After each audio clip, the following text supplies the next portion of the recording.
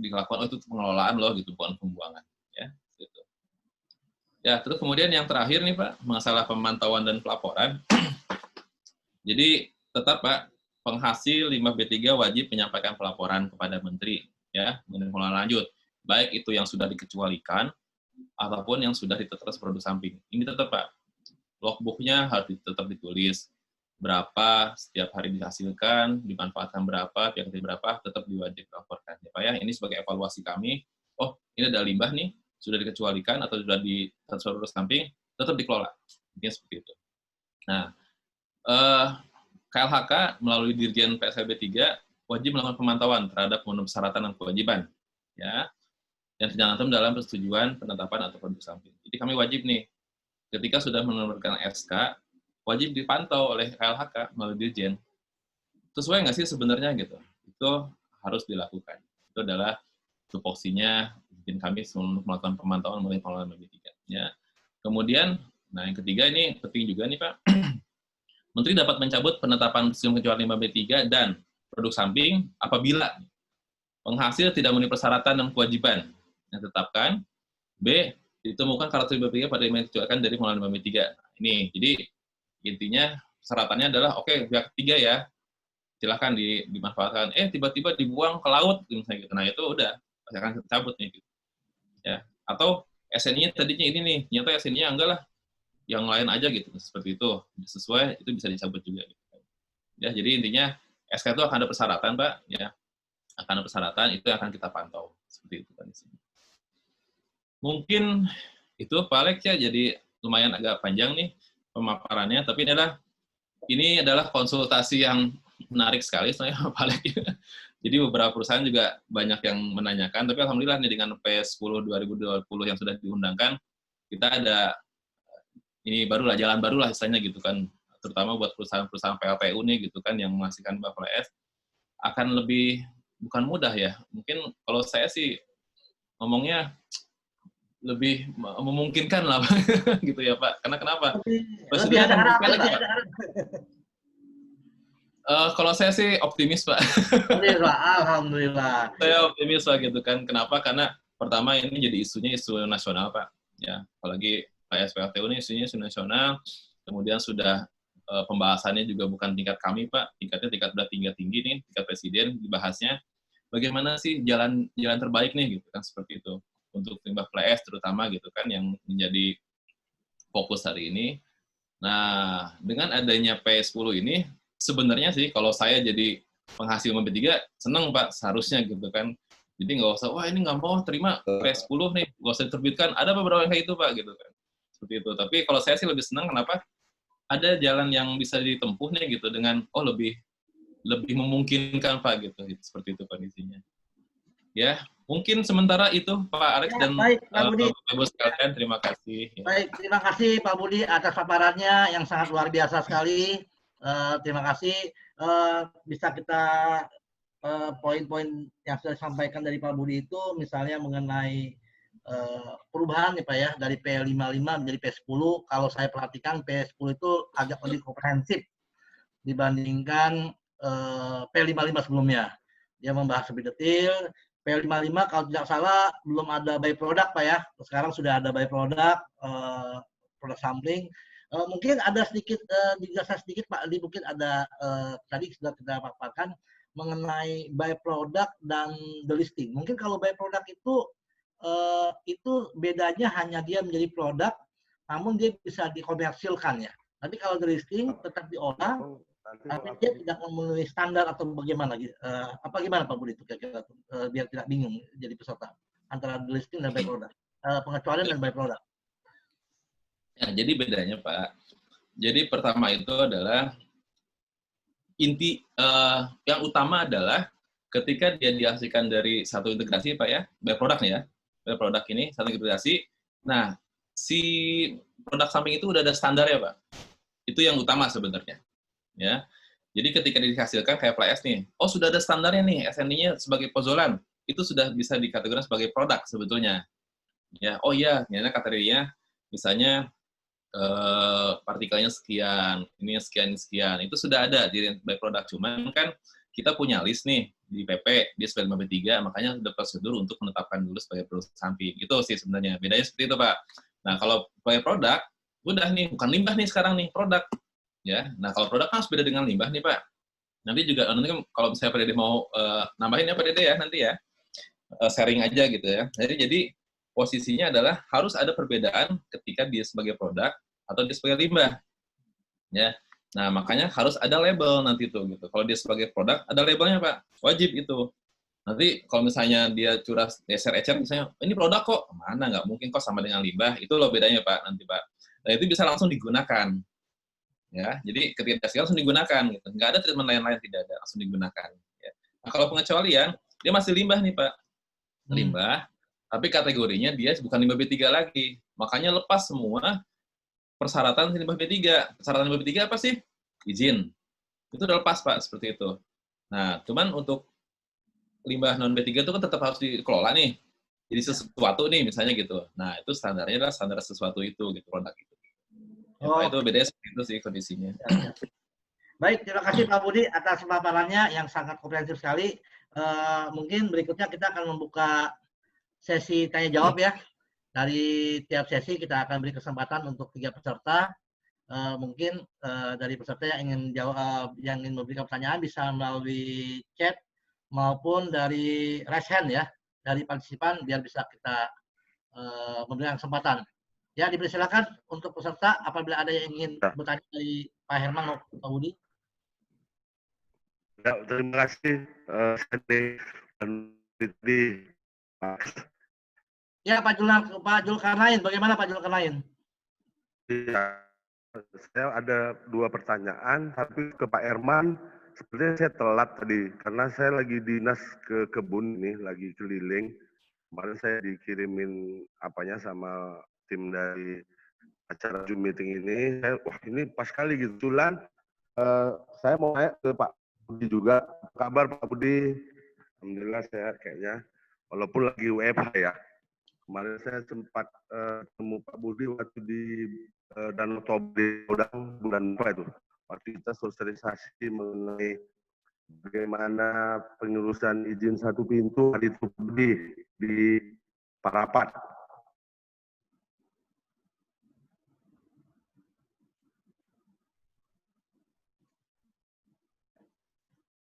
Pak Zulkarnain? Biasa Pak putus lagi. Halo, halo Pak Alex. Ya, di kopi Pak Zulkarnain. Silakan Pak Zulkarnain. Ya. Saya tanya Pak Budi juga sekaligus ke Pak Herman ya, kalau memang ini kita ada sedikit trouble Pak Budi. Pertama, ada produk samping kita, tapi dia berupa kalau kita bilangnya seperti blended, murni hasil olah proses pemerasan sawit itu, tetapi dia masih semi ya Pak, bahasa apanya masih seperti bubur gitu, seperti bubur. Kalau kita bilangnya, saya lupa sih namanya, dia dari hasil proses pemerasan minyak sawit itu Pak Budi. Saya cari di dalam lampiran PP 101 itu tidak limbah bahan berbahaya dan beracun. Dan sudah pernah kita minta tolong dari pihak tim Universitas Sumatera Utara melalui konsultan lingkungan kita, laboratoriumnya juga ada. Kita suruh ke salah seorang dari tim mereka, yaitu ada seorang profesor, kita minta tolong dengan timnya dia untuk meneliti ini apakah dari bahan merupakan bahan berbahaya dan beracun. Karena penentuan limbah bahan berbahaya dan beracun itu ada dari limbah, dari karakteristik limbah itu sendiri, terkontaminasi limbah B3. Ya Pak Budi ya, mohon maaf Pak Budi. Nah, jadi dia menyatakan ini tidaklah limbah B3 dan hasil labnya juga tidak terdapat logam-logam berat. Hanya saja dia memberikan panduan bagaimana metode pengaplikasiannya. Harus di bawah 5 tahun tanamannya gitu ya. Harus dalam kondisi sudah mulai temperaturnya, kan dia panas tuh Pak Budi, waktu proses itu dia masih panas dia. Jadi dia disuruh tunggu sampai 1 minggu dibiarkan di dalam area terbuka menunggu hilangnya atau bisa turunnya kandungan BOD dan COD-nya sehingga dia dapat diaplikasikan dengan aturan tidak boleh dekat daerah rendahan, sumber air. Tetapi belakangan biasa Pak Budi, kalau kita di perkebunan tuh banyak yang mengganggu ya Pak Budi. Lembaga-lembaga swadaya masyarakat nggak ada mengerti, apalagi kita plat merah Pak Budi. Banyak yang seneng lihat kita PTPN ini, wah ini banyak duitnya nih. Dia pikir, padahal kita juga harus bayar ke negara ya. Jadi dia bilang ini limbah B3, buktinya. Jadi kita bilang ini luas kajian dan ini bukan limbah B3 karena tidak ada dalam prosesnya saja melibatkan bahan berbahaya dan beracun. Dari mana dia merupakan bahan berbahaya dan beracun? Maka karena terlalu banyaknya tekanan itu, Pak Budi, pimpinan kami, dalam hal ini bos saya langsung bilang dikat dulu. Kemarin saya ada komunikasi lah sama teman-teman di limbah B3, di limbah B3. Dia bilang, Bang Jul, ini ada permen baru, P10 2020. Oh, bagus, tiba-tiba saya dikirimin ini sama timnya Pak Alek ya. Bagus nih, makanya saya bilang saya daftar, saya ikut. Tuh ya. Makasih Pak Alek, makasih Pak Herman, ya, Pak Indra ya, juga. Ya, jadi, wah ini bagus gitu. Tapi dengan keyakinan saya, Pak Budi, kan ini udah jelas gitu ya, nggak limbah B3 ya. Jadi bagaimana caranya kami dapat selembar kertas, memang saya kemarin udah diskusi dengan pimpinan saya, kayaknya harus kita surati lah orang KLHK nih, biar seperti surat sakti, kita ini bisa, oh ini nggak limbah B3 loh gitu. Karena udah bosen, capek Pak Budi. Kita kebetulan pabrik sawit kita ada 12, Pak Budi, ada 12 pabrik sawit. Semuanya lain aplikasi. Satu ada baru kita buka di daerah Tapanuli Selatan, itu biogas. Biogas tangkap gas metannya menjadi apa? Sudah produksi juga gasnya. Nah, ini yang jadi masalah. Waktu biogas itu dia kan ada, kalau orang di sini bilangnya blended gitu ya. Bilangnya seperti bubur apa gitu. Itu kita gunakan untuk pupuk, Pak. Kalau orang sawit udah tahu, itu kita gunakan untuk pupuk gitu ya. Kita aplikasikan ke lahan. Inilah yang selalu diributi sama lembaga swadaya masyarakat yang ada gitu. Maka mohon maaf sama Pak Budi, bagaimana nih arahannya ataupun Pak Herman yang bisa membantu kami, apa yang harus kami lakukan gitu. Itu Pak Budi. Saya rasa itu aja Pak Alek pertanyaannya. Ya, terima kasih, baik, Pak Alek. Terima kasih Pak Zulkarnain. Mungkin bisa langsung ditanggapi, mungkin dari Pak Budi dulu ya. Mungkin dari Pak Budi bisa mengomentari atau menjawab, dan dari Pak Zulkarnain nanti mungkin bisa ditambahkan oleh Pak Herman. Ya, silakan Pak Budi. Baik, terima kasih Pak Alek. Terima kasih Pak Jul atas pertanyaannya. Ya ketemunya udah lama Pak ya. Saya juga nggak terlalu waktu itu karena waktu itu buru-buru banget ya. Ya, karena mau balik lagi. Iya, Pak. Jadi begini Pak. Jadi untuk jenis limbah B3 itu sudah jelas Pak di PP, ya Pak ya. Bapak saya yang menyampaikan nggak ada di PP nih, betul Pak. Jadi limbah B3 itu adalah dalam PP, lampiran 1, ya, tabel 1, 2, 3, 4. Nah, ketika kegiatannya tidak ada, kemudian limbahnya tidak ada, itu sudah bukan limbah B3 Pak. Harus seperti itu. Ya Pak, tadi Bapak sampaikan kegiatan Bapak pun nggak ada di PP kan Pak ya, kondisi seperti itu Pak. Ada. Jadi cuman kita kalau misalnya Bapak mau, Bapak mengajukan klarifikasi namanya Pak, klarifikasi status limbah, ya Pak ya. Nanti Bapak ajukan ke KLHK, kemudian nanti kita akan proses. Bapak yang harus Bapak lampirkan adalah pertama akte perusahaan ya Pak ya, akte perusahaan. Kemudian dokumen lingkungan ya, tapi nggak semuanya Pak, hanya pengesahannya saja ya Pak ya, pengesahan.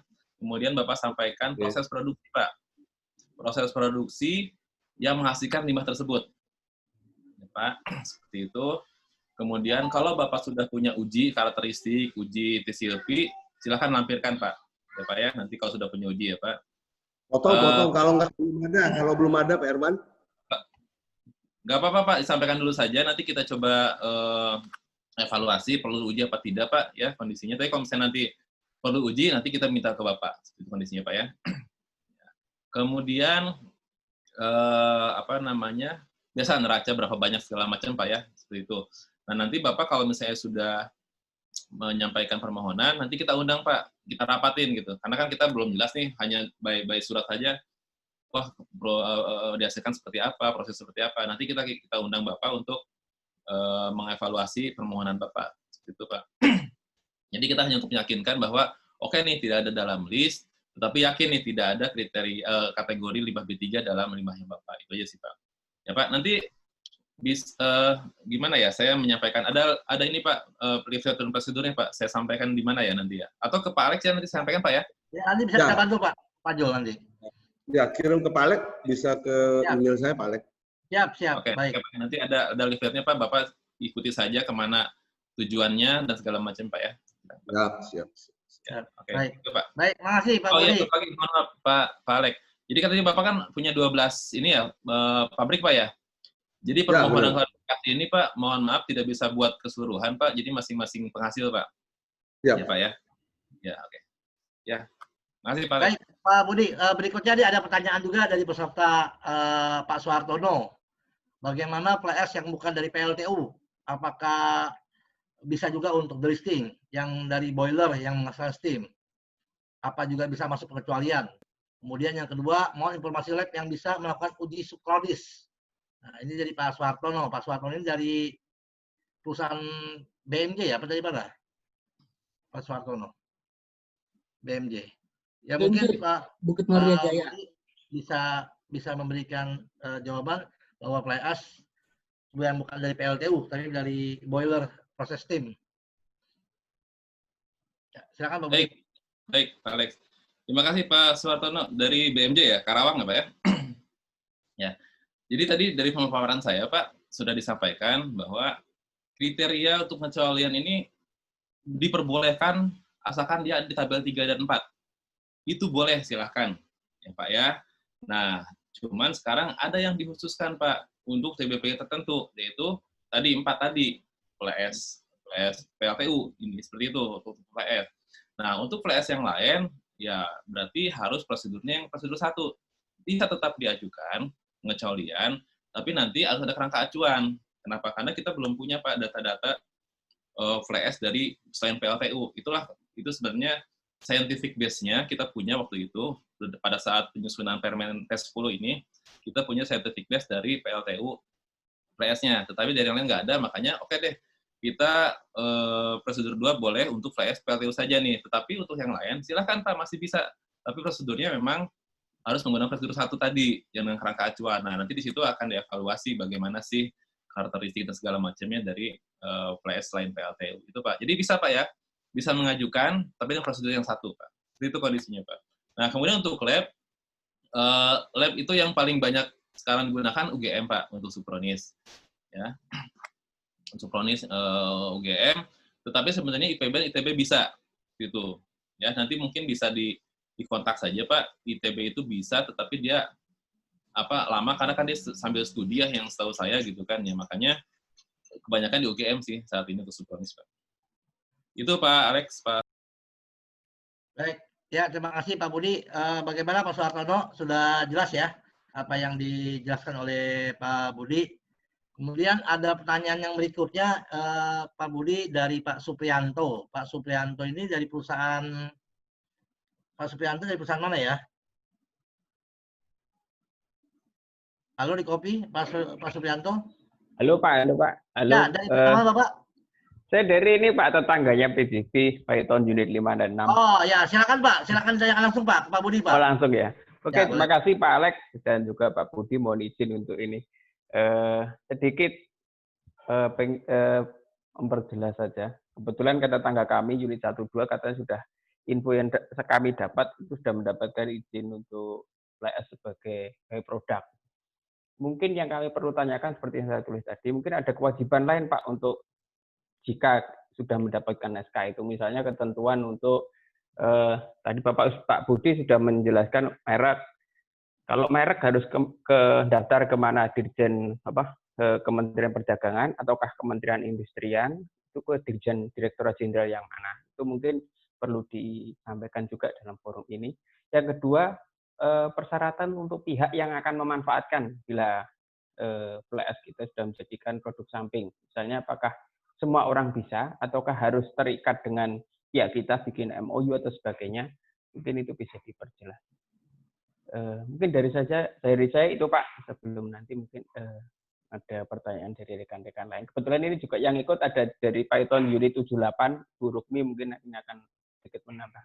Mungkin jika ada menambahkan Bu Rukmi, silakan. Langsung saya kembalikan ke Pak Alex, monggo Pak. Baik, terima kasih Pak Suprianto atas pertanyaannya. Silakan mungkin Pak Budi kita berikan jawaban dari Pak Suprianto.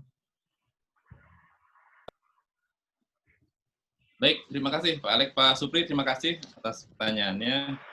Bapak dari PJB 56 Pak ya? Atau 56 ya? Jawa Power Pak, unit 56. Oh, Jawa Power ya Pak? Oke, Ya. Jawa Power. Oke, baik Pak. Ya, jadi betul Pak. Tadi di sini sih kalau saya lihat cuma Pak Dede aja nih yang ada dari PJB 12, Python 12 Pak. Untuk persyaratan pihak ketiga, ya Pak, itu sesuai dengan pada saat Bapak menyampaikan dokumen Pak, gitu kan. Jadi makanya kenapa coba kalau mengajukan itu tolong diekspor nih gitu. Kira-kira mau kemana nih Pak?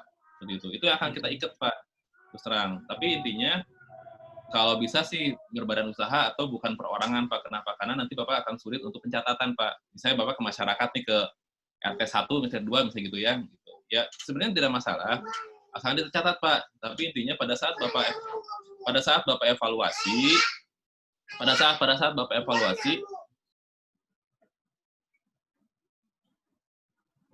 Bapak evaluasi permohonan, disampaikan Pak di situ. Jadi Bapak mau kemana, mau kepada siapa, nanti yang akan kita resu itu yang itu Pak, gitu ya. Seperti itu kondisinya ya Pak ya. Kemudian apa tadi? Oh ini merek ya Pak.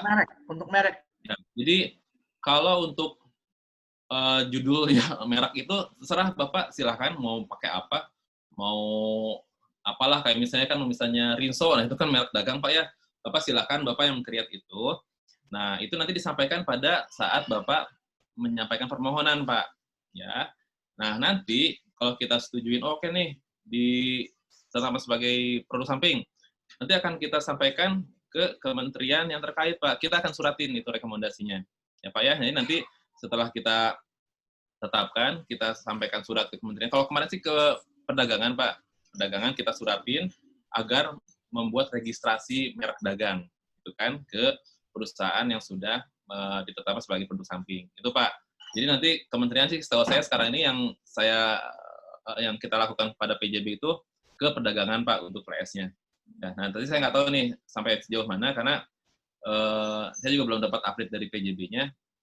Sudah daftar apa belum nih gitu, karena kita membuat itu kepada Kementerian Perdagangan, ditembuskan pada PJB, dan nanti PJB yang akan meminta registrasi, sebenarnya seperti itu kondisinya Pak.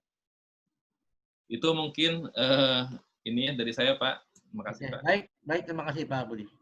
Oke, terima kasih Pak Budi. Sudah cukup Pak Alex.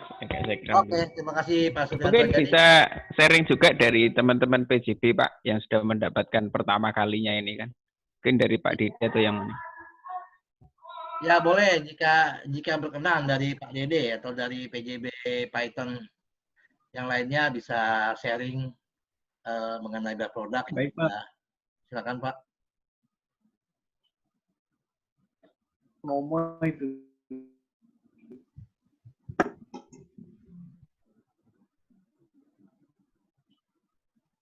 Halo. Halo, ya Pak Dede, kopi Pak Dede. Silakan Pak Dede. Sharing sedikit aja ya Pak. Ya boleh Pak Dede, silakan Pak. Kewajiban kami itu sebenarnya membuat untuk pemakingan Pak, pengemasan. Jadi TLS-nya itu harus dalam bentuk kemasan kayak semen-semen gitu Pak. Oke. Atau dalam bentuk pakai truk kapsul. Nah itu masih kita usahakan Pak. Sekarang kita lagi nyari truk kapsul sama proses bangunan mesin pengemasannya Pak. Pengemasannya itu yang masih kami lakukan. Terkait dari Kementerian Perdagangan belum kita tindak lanjuti Pak, karena terkendala COVID ini Pak, belum kita sowan ke sana gitu Pak. Nah itu belum kita punya kontak orang perdagangan Pak. Oke. Kita bisa ajak untuk Vicon lah atau apa. Itu Pak ya. Kalau dari perencanaan sendiri, Kalau boleh mau nanya, ya. Pak Budi, sekarang kan ada peraturan baru Pak terkait biaya produk. Apabila perusahaan lain mengajukan biaya produk, apa sama kayak kemarin, apa ada perbedaan Pak? Gimana Pak Dede? Sorry. Kan ada peraturan terbaru Permen-LH nomor 10 Pak. Nah misalnya Ya. ada perusahaan lain mengajukan biaya produk, apakah itu nanti prosesnya sama kayak yang kami lakukan dulu atau ada perbedaan? Karena dulu kami prosesnya lama Pak, setahunan lebih, hampir 2 tahun. Kalau sekarang apakah sama atau gimana? Mungkin sebelum Pak Budi jawab, kalau saya melihatnya mungkin agak lebih mudah Pak Budi ya, karena P10 ini memperbarui P55 yang sebelumnya. Tapi lebih ininya Pak Budi, silakan Pak Budi. Nah, baik, Pak Alex. Pak Dede, ya, makasih nih. Jadi saya komen dulu yang tadi Pak Dede sampaikan ya Pak. Jadi kita menunggu progres dari PJB ya Pak Dede untuk fasilitas packing ya, packing dan registrasi produk. Kami tunggu. Kalau saya sih menyarankan nih Pak, mungkin tolong disampaikan saja via surat nih, karena kan dalam waktu berapa lama saya lupa SK-nya harus dilakukan Pak sesuai SK. Sampaikan saja kendala-kendalanya Pak. Ya, Pak Dede ya, mungkin ini saran saya saja gitu, karena terus terang kemarin saya pernah ditanya sama Bu Dirjen, itu gimana PJB udah selesai apa belum? Karena Bu Dirjen rencananya mau ke sana Pak, melihat fasilitas. Oh Ya, iya. belum ada gitu kan, itu masalahnya seperti itu kondisinya. Jadi mungkin kalau ada kendala mungkin bisa disampaikan Pak Dede ya ke kami Ya ya Pak, Pak. insya Allah kita bersurat bulan ini Pak. Kemungkinan Oke. atau minggu keempat Pak, insya Allah. Baik ya, jadi biar clear gitu, Bu Dirjen nggak nanya-nanya, oh ternyata ada kendala ini gitu, seperti itu kondisinya Pak Dede ya. Iya Pak. Nah, kemudian tadi masalah prosedur, kalau prosedur buat by product, P55 sama P10 sama Pak, prosedurnya tidak ada yang berubah. Ya, sama semuanya, dari mulai permohonan, validasi, evaluasi sama semua. Tapi saya lebih optimis untuk lebih cepat, kenapa? Karena dulu kan PJB pertama nih Pak ya, tim ahli juga, oh minta ini, minta itu, tapi kalau sekarang kemungkinannya nih Pak, karena sudah tahu apa saja, jadi sekali evaluasi langsung semua nih yang diminta gitu. Mungkin seperti itu aja sih. Tapi prosedurnya tidak ada yang berubah, akan sama semuanya Pak. Yang diminta pun sama, yang sesuai dengan yang PJB. Nah, cuman sekarang kan istilahnya saya sampaikan dari awal, tolong kalau misalnya untuk pemanfaatannya atau pengelolaannya diekspor saja. Jadi lebih luas gitu istilahnya kan. Karena itu kan yang akan kita catat bahwa oh itu tuh yang akan dilakukan gitu. Itu yang akan kita pantau selama si pemohon memegang SK produk samping. Itu sih Pak. Ya Pak Dede ya, sama aja kok. Ya Pak. Ya, bisa tanya satu kali lagi Pak ya ke Pak Budi. Oke, boleh Pak Supri. Pak Supri. Oke. Makasih. Satu aja Pak Budi. Untuk produk samping kan sudah ada ya dikeluarkan ke PJB. Mungkin untuk pengecualian faba Pak, apakah KLHK sudah ada yang sudah mengeluarkan satu SK Pak? Mungkin itu saja Pak Alex. Ya, makasih Pak Supri. Silakan Pak Budi. Ya, makasih Pak. Tadi saya di pertengahan saya sampaikan Pak, jadi untuk pengecualian, tahapannya kan tadi permohonan, evaluasi, rangka acuan, ya kan Pak, uji karakteristik. Sampai saat ini baru satu yang kita setujuin untuk rangka acuan ya Pak ya. Jadi setengah jalan nih. Baru satu perusahaan Pak, yaitu Petrokimia Pak. Ya, Petrokimia saya sampaikan saya di sini, Petrokimia sudah mendapatkan persetujuan kerangka acuan dari kami Pak. Nah, saat ini dia sedang melakukan uji karakteristiknya. Nah, kalau mereka sudah selesai, maka akan laporkan ke kami, akan kita evaluasi hasilnya, itu Pak. Jadi udah setengah jalan nih, memang baru satu Pak yang disetujui kerangka acuannya Pak. Tapi insya Allah kalau misalnya bundelnya persyaratannya sesuai dengan Petro kemarin, ada yang mengajukan, insya Allah, gitu kan, akan lancar lah, mudah-mudahan. Gitu. Oke Pak, terima kasih karena kami misalnya sedikit menambahkan aja Pak untuk di PLTU Python itu kan penghasil faba yang cukup besar Pak. Kebetulan kan ada proyek untuk dari proyek jalan tol Probolinggo Banyuwangi. Tapi nggak tahu sekarang dengan adanya COVID ini, itu potensi untuk digunakan sebagai tanah subbisnya Pak. Kami mau ke sana tujuannya. Tapi ya semoga aja proyeknya lanjut. Kalau proyeknya tidak lanjut ya apa yang kami inginkan belum bisa tercapai. Mungkin itu sedikit info, Pak. Oke, terima kasih, Pak. Baik, terima kasih Pak Supri. Baik, tanya berikutnya dari Ibu Puspita ya, Ibu Puspita dari Python Energi. Ya, silakan Bu Puspita. Terima kasih Pak. Saya tertarik untuk menanyakan tentang landfill. Tadi diterangkan kalau kita itu kalau sudah di delisting tidak perlu untuk izin landfill dan pembuangannya, tapi pembuangannya tidak boleh dumping. Terus misalnya kita sudah delisting, kira-kira pembuangannya terus tidak perlu membran juga Pak. Saya jadi bingung.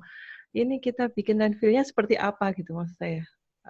Kalau misalnya dikategorikan 5B3 kita masih ada MW dan lain-lain, uji MW dan lain-lain gitu ya Pak ya.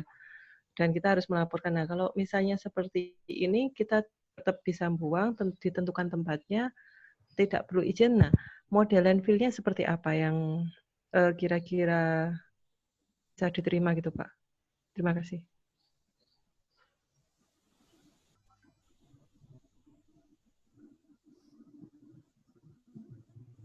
Ya, silakan Pak Budi, ada pertanyaan dari Bu Puspita mengenai persepsi antara 5B3 sudah di delisting, tapi masih ada proses yang harus dilakukan. Tidak boleh dari sungai, itu pembangunan landfill seperti apa. Tapi kalau saya lihat dari paparan dari Pak Budi itu bahwa yang sudah dikecualikan itu kayak ada tempat penimbunan itu tidak perlu pakai geomembran lagi atau tidak perlu memakai uji kajian permeabilitas lagi seperti itu. Tapi nanti lebih lengkapnya mungkin dari Pak Budi akan menyampaikan. Silakan Pak Budi.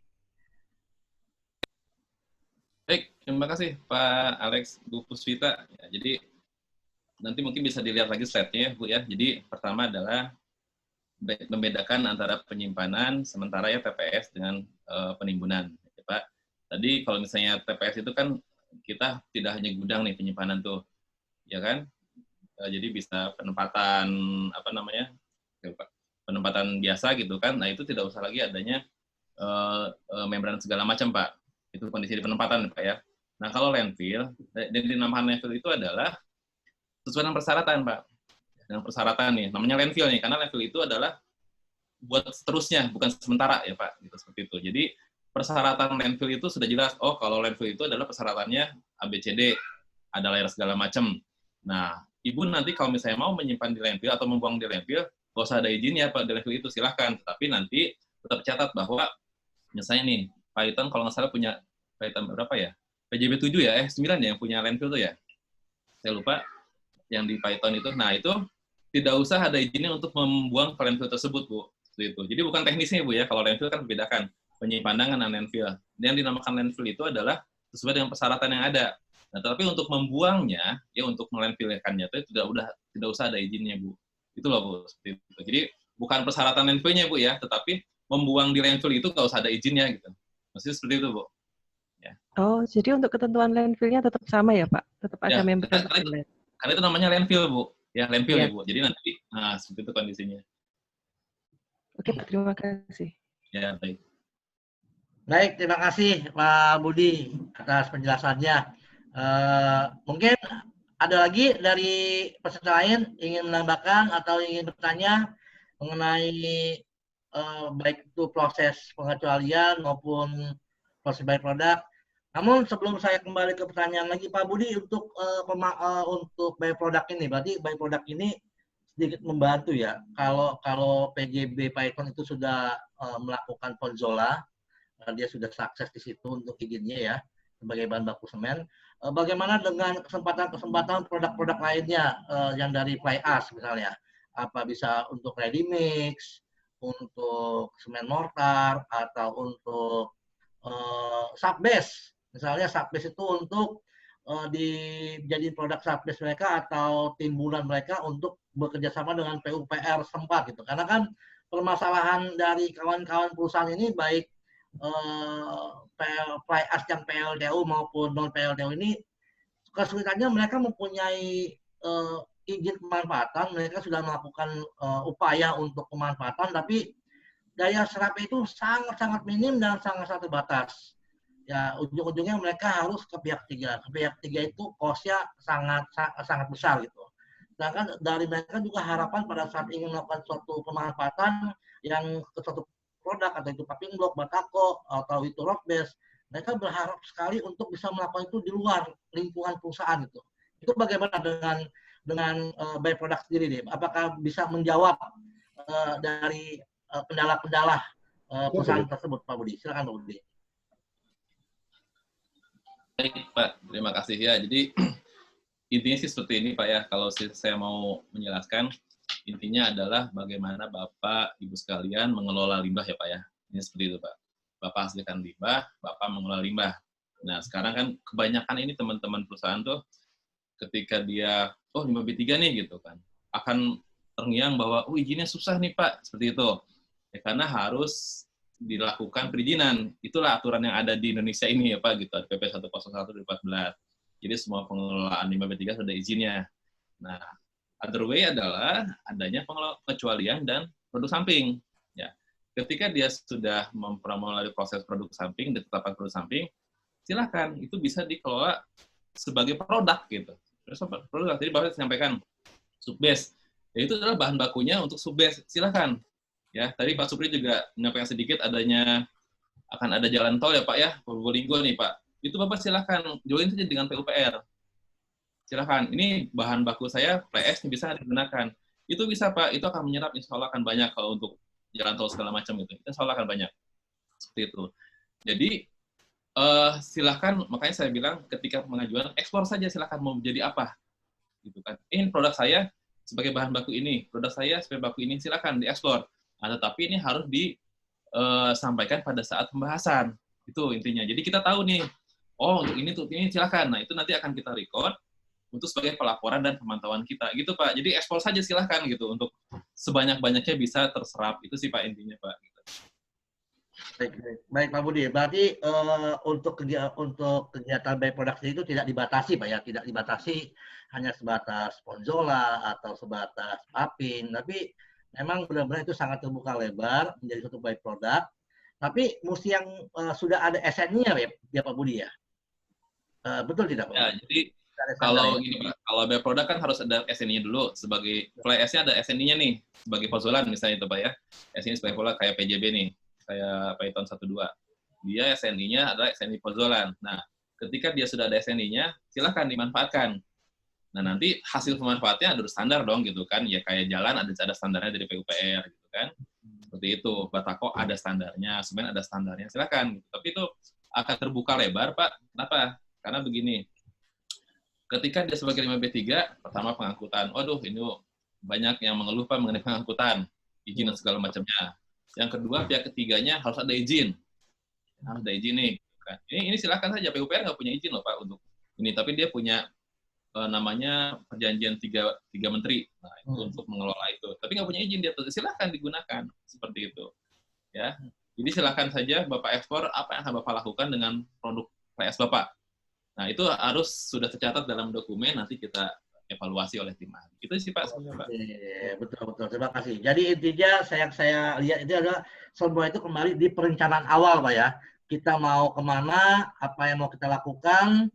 Jadi kita tidak bisa hanya berpikir di hulunya saja, tapi di proses hilirnya juga mesti sudah kita paparkan gitu. Kita mau apa nanti, untuk siapa, apa segala macam, konsumernya siapa, kita mau supply kemana. Seperti itu Pak ya. Jadi sangat luar biasa sekali saya melihat untuk byproduct ini. Semoga dari produk samping ini dan pengecualian limbah B3 ini bisa menjawab tantangan atau kendala-kendala dari pengolahan limbah B3 kita. Terutama untuk PLAS ya. PLAS ini kan atau faba, penghasil faba dari PLTU atau non PLTU ini cukup lumayan besar dari sisi volume. Itu yang menjadi kendala. Terutama di luar Jawa, Pak Budi, agak-agak kesulitan kalau saya suka diskusi dengan kawan-kawan dari penghasil faba di luar Jawa itu, karena dari sisi infrastruktur mereka di remote area, pulau terpencil, apa segala macam, jadi agak sulit lah untuk mereka. Ya, semoga dari apa yang dipaparkan oleh Pak Budi ini bisa menjadi suatu solusi atau menjadi jawaban dari permasalahan kita semua. Mungkin ada lagi pertanyaan dari peserta sebelum kita tutup? Pak, izin bertanya, Pak. Oh iya, Pak Setiadi dari mana, Pak? Dari Gorontalo ya? Perkenalkan, Pak. Saya Prasetyo, Pak, dari PLN UPDK Gorontalo, Pak. Oke, silakan Pak Setiadi. Pak, ini kan terkait pemaparan yang tadi, Pak, ya. Rencananya kita mau mengajukan pengecualian, Pak, untuk fly ash, Pak, ya. Dan fly ash. Dan tadi untuk materi yang tadi disampaikan itu, rata-rata, Pak, ya, ketika sudah keluar SK pengecualian, nah misalnya kita memanfaatkan, Pak, misalnya contoh tadi sebagai subbase, terus atau batako ya Pak, itu kan perlu ini ya apa, lembaga terkait untuk mendapatkan SNI Pak ya, sertifikat ya Pak ya, ketika ingin jadi by product gitu ya. Oke. Nah, tapi kalau seandainya kita mau melakukan Pak, ini menjadi media tanam gitu Pak. Nah itu kita perlu melakukan SNI atau apa koordinasi dengan menteri terkait itu Pak. Contoh kayak Dinas Pertanian itu untuk mendapatkan SNI. Baik Pak Pras. Jadi ada pertanyaan dari Pak Pras dari PLN Gorontalo, Pak Budi, untuk mengenai pengecualian. Apakah jika status FABA itu fly ash itu sudah dikecualikan, apakah untuk kegiatan-kegiatan yang lainnya itu harus memenuhi standar? Memenuhi standar misalnya ingin dibuat paving block batako, itu harus memenuhi standar paving block batako, atau dari sisi media tanam. Seperti itu. Bagaimana Pak Budi untuk ini? Baik, terima kasih Pak Alek. Pak Pras ya, Gorontalo Pak ya. Iya Pak. Jadi gini Pak, bedanya ya pengelolaan dengan pembuangan Pak, atau open dumping Pak. Namanya pengelolaan itu harus adanya standar Pak. Ini seperti itu Pak. Jadi gini, Bapak mau membuang di landfill, Bapak membuang di atas tanah, sama aja kan Pak? Nih, posisi sama nih. Tapi landfill itu ada standarnya, sedangkan tanah biasa saja itu nggak ada standarnya. Nah itu namanya pendamping Pak. Ya seperti itu. Jadi semua kegiatan Bapak nih, walaupun sudah dikecualikan, harus ada standarnya Pak. Ya, dan itu mudah kok Pak. Kenapa? Banyak standar yang sudah keluar, terbit Pak. Jadi Bapak mencontohkan media tanam. Ada Pak standarnya, SNI-nya. Itu ada di, bukan SNI, itu dari Permentan Pak. Dari peraturan Menteri Pertanian, itu sudah ada untuk media tanam, atau apa ya namanya, saya lupa, atau pupuk segala macam, itu sudah ada.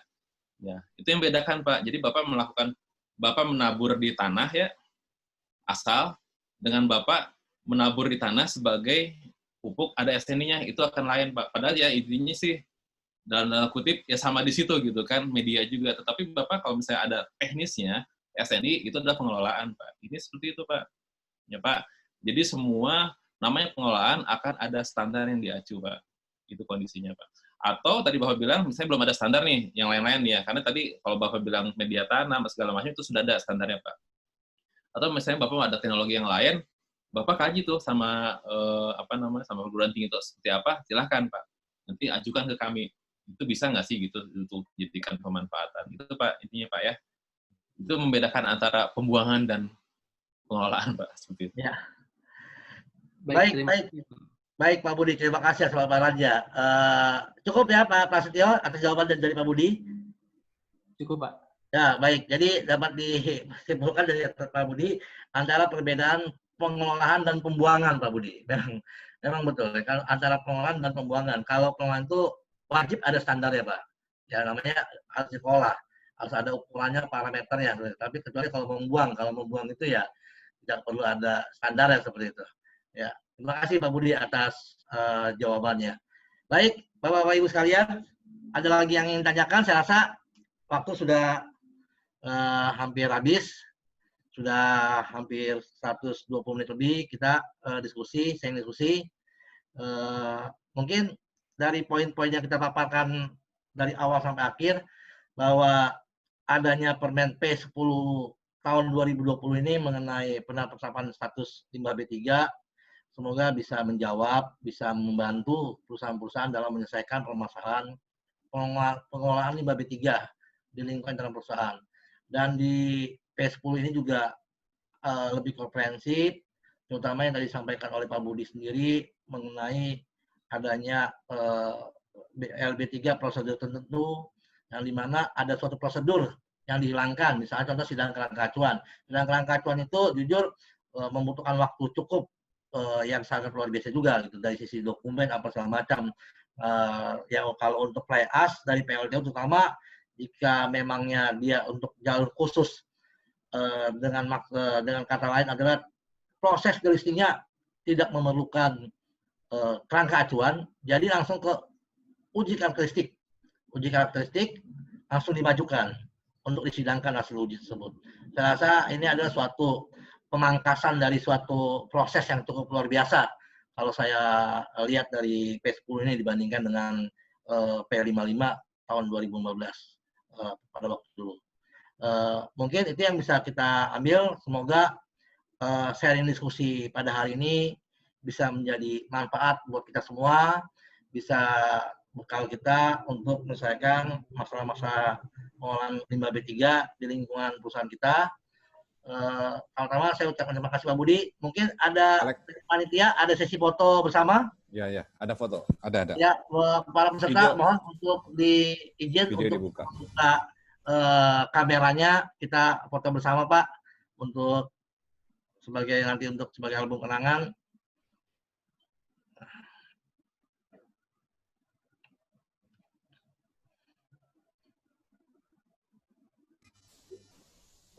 Ibu Puspita belum? Bentar Pak, menyusul ya Pak. Oh ya. Oh Pak Hadi.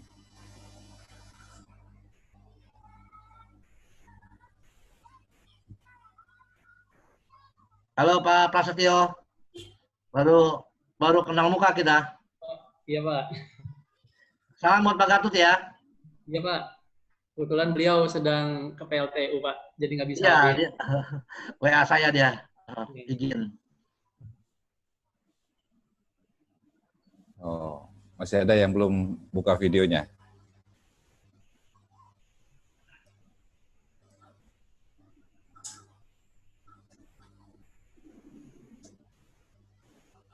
Oke, untuk yang lain? Demo lagi aja Pak. Pak itu siapa? Ibu Feni, Pak Hadi ya, Pak Hadi nih dari. Halo Pak Hadi. Sudah muncul Pak Hadi. Hah? Pak Hadi sudah muncul. Iya Pak Hadi sudah muncul. Selamat siang Pak Hadi. Videonya Pak Hadi. Baik Bapak Ibu, jika yang belum buka kamera, mohon agar bisa dihidupkan kameranya. Kita akan masuk ke sesi foto bersama.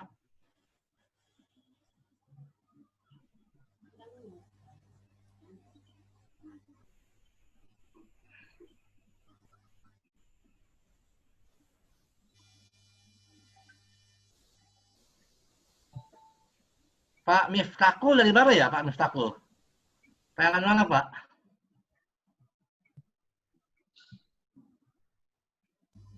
Dari UPDK Telo Pak, sektor Telo.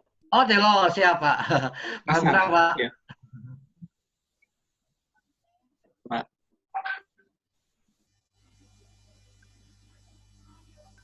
Udah semua? Oke. Sudah Ya, semua, silakan okay. Ya untuk mengambil sesi foto. Oh ya udah, oke. Sini aja lah yang bisa. Oke. Silakan Pak Alek di aba-aba. Oke. Ya, siapa yang ambil? Hitungan ya, 3, 2, 1 ya. Dadan yang ambil. 3, 2, 1. Sekali lagi. 3, 2, 1.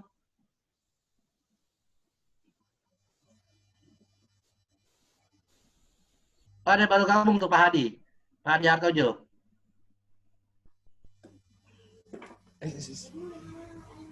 Oh Pak, oh. Ini baru ada gabung lagi. Pakai PC, oh Pak Bu Feni nggak bisa. Oke, sudah? Oke.